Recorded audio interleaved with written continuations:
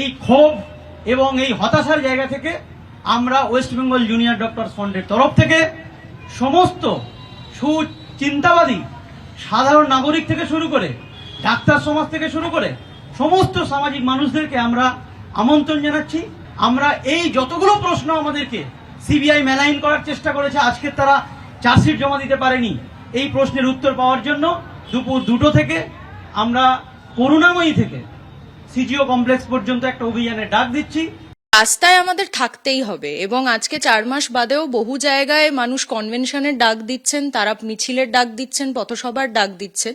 আমাদের দেখে মনে হতে পারে যে আমরা 14ই আগস্টের মতন এত হল্লা করছি না, হয়তো মনে হতে পারে যে আমরা চুপ আছি, কিন্তু মনে মনে আমরা কেউই শান্ত নই। কারণ এই বিষয়ের গোটা অপসারণ না ঘটা অবধি, এই গোটা নিরাপত্তার বিষয়টা না পাওয়া অবধি আমাদের কারোর শান্ত হওয়ার মতন পরিস্থিতি তৈরি হবে না। আন্দোলন যেভাবে চলবে, যেরকম দরকার মনে হবে, এরপরে যদি কোনো বড় কর্মসূচির দরকার পড়ে আমরা নিশ্চয়ই পথে নামব। দেখুন, যেহেতু মামলা এখনো বিচারের আওতায় রয়েছে, খুব বেশি মামলা নিয়ে কথা বলতে আমি চাইছি না, কিন্তু নিশ্চয়ই এটা মনে করছি যে আইনি সংস্কার দরকার, তাদের কার্যে সংস্কার দরকার, এবং এইটা মাথায় রাখা উচিত যে প্রথমেই প্রমাণ লোপাটের যে বিষয়টি উঠে এসেছিল, যে বিষয়ে তারা জামিন পেয়েছেন, সেটি যাতে কোনোভাবেই তারা করতে না পারেন।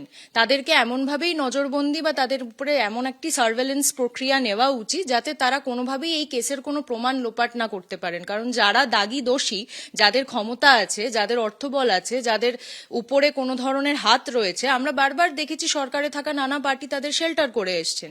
সেই বিষয়ের কোনো ধরনের উপযোগিতা না নিয়ে তারা যাতে প্রমাণকে কোথাও লোপাট না করতে পারেন, এইটা মাথায় রাখা উচিত বলে মনে করছি। এটা কোনোভাবেই মেনে নেওয়ার কথা নয় যে তারা নির্দোষ, কারণ সেইটা কোনোভাবেই কোর্টে প্রমাণ হয়নি। জামিন তারা পাবেন, সিবিআই ব্যর্থ হয়েছে চার্জশিট দিতে, তার জন্য তারা জামিন পেয়েছেন। এই জায়গায় দাঁড়িয়ে একমাত্র যেটা দাবি উঠে আসতে পারে, এবং আমার মনে হচ্ছে যে সেটা সবার মুখে মুখে উঠে আসা উচিত, আমাদের মনে মনে নিশ্চয়ই রয়েছে, যে ইমিডিয়েটলি চার্জশিট দেওয়ার কথা। কারণ এইভাবে যদি দাগী আসামিরা, যারা বারবার নানান ধরনের ঘটনায় অভিযুক্ত, সন্দীপ ঘোষের এগেনস্টে আরো অনেক কেস উঠে এসছে, শুধুমাত্র আরজি করের ঘটনা নয়, তিনি বারংবার থ্রেট দিয়েছেন, এরকম একটা থ্রেট কালচার তৈরি করেছেন, সেই ধরনের মানুষকে যদি তারা ঠিক মতন করে চার্জশিটে না নিয়ে আসতে পারেন, সেই বিষয়টা যদি তারা কোর্টে না বলতে পারেন, তাহলে এই রকম ভাবে মানুষ সারা জীবন ঘুরে বেড়াবে এবং অপরাধীদের দিয়ে সমাজ ভরে যাবে। তো এই বিষয়ে যাতে তারা নজর দেন, নিশ্চয়ই সেটা আশা করব। বহুদিন ধরেই এই বিষয়টা দেখতে পাচ্ছি যে কোনো না কোনোভাবে সন্দীপ ঘোষকে আড়াল করার চেষ্টা করা হচ্ছে।